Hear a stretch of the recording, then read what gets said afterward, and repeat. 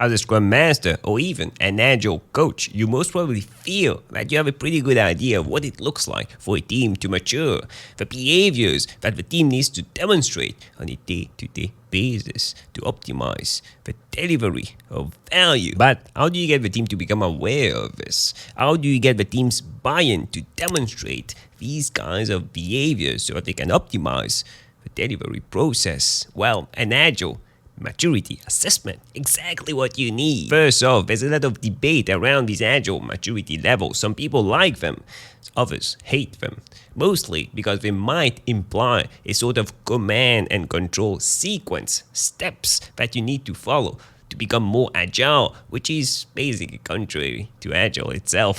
The assessment can also imply a one-size-fits-all approach to agility, which is also not very agile, but that's not the goal of this video. If you want a video on why these Agile maturity assessments are bad and you shouldn't use them, leave down a comment. For now, I'm gonna teach you the best method I know, the simplest one I know to do an Agile assessment, maturity assessment for your team, for your organization right now. Just after watching this video, you'll know you have all the tools to do the assessment right now with your team. Let's keep in mind here that the true outcome of this assessment is not the level you are in. Nope, nothing to do with that. But the list of things you need to work on. That's the true outcome in order to improve or move to the next level. There are 5 levels in this assessment: pre-crawl, crawl, walk, run, and fly. During the pre-crawl, the team either doesn't understand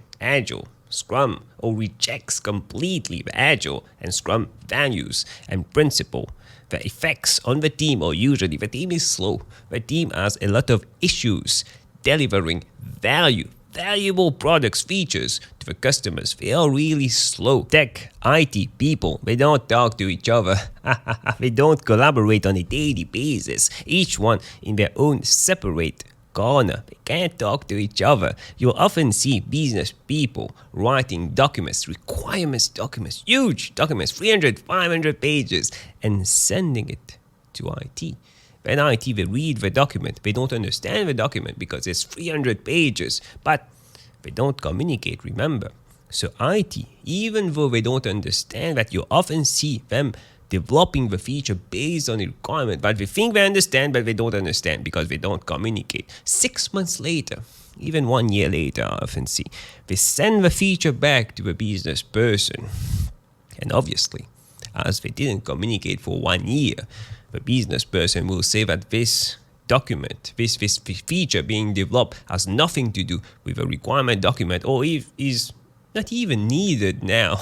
You could have just said that you were developing that for me. And you can't do mistakes. You can't do mistakes in these kinds of environments. There's a command and control leader, usually a command and control leader. And people are afraid to do mistakes. And when people are afraid to do mistakes, they take more time to make decisions. And when you take more time to make decisions, everything gets slower. You deliver value to customers slower. You can't even deliver value in these kinds of environment. In these kinds of environment, people often don't like their jobs, unmotivated, stressed, overworked, and believe in fear. There's a sort of fear-based environment. All the measures, all the metrics, all the analytics that we use in Agile to improve a team so that we can deliver value better to the customer, in these kinds of environment are often used to penalize people. You're not doing enough story points. You're not working enough hours. You're not writing enough lines of code. People live in fear. Next one is level 2, crawl. This is where the team or multiple teams are experimenting with some kind of Agile framework in small groups, and they had some success with it. But management, often you'll see management, they don't understand Agile. They don't agree with Agile. They fear that they will lose control. So they don't support this transformation or using Agile. And often when the team has success with using Agile and management, their pressure, you can't really keep doing Agile, and you often move back to the old wrong mindset, if I could say, if management doesn't support you. If management keeps with this command and control and people keep living in fear, it's hard to apply Agile. They usually apply it in IT. In tech, people in IT, they start using Scrum with success, but not really. They don't really change their mindset. It's more of a mechanical using of a Scrum. You do your daily Scrum, you do your planning, but you're not really changing the mindset of people. And it's hard to do if even management don't understand Agile and they don't support it. Teams say that they use Agile, they use Scrum, but when you really look at what they're doing, you see that they have no work in progress limit whatsoever. They are working on multiple things at the same time, constantly fighting fires and changing priorities.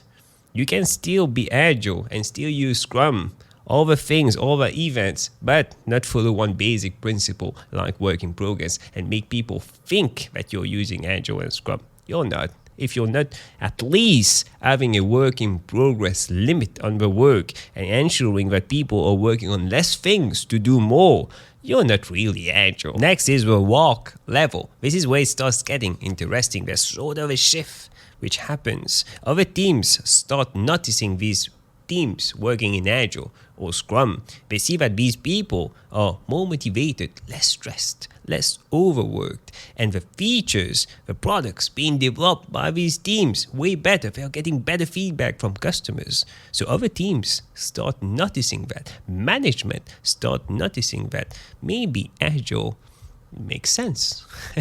Maybe this Agile thing works. Why not scale it throughout the organization? This is where we start scaling it. This is where other teams start implementing Agile. Maybe Scrum, they start bringing Agile coaches or Scrum masters.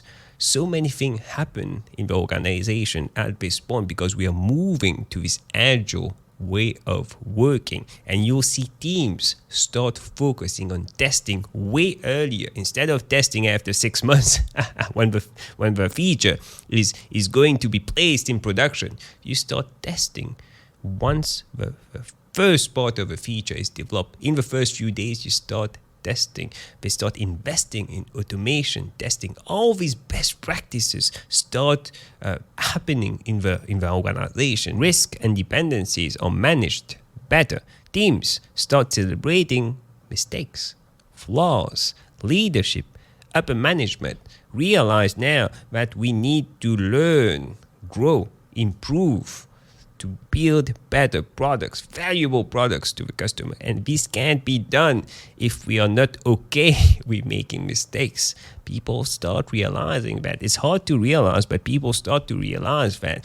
The organizations and teams start to modify, tweak the Agile framework to meet the organization's need. People start using Agile, Scrum, the principles, the values. But not only that, not only the practices, they start living Agile. The next level is Run. You'll often see projects now being assigned to these Scrum teams, these Agile teams, where they deliver value, products, services in small chunks. Instead of a big bang approach, they deliver in small chunks in the short term to get feedback from customers.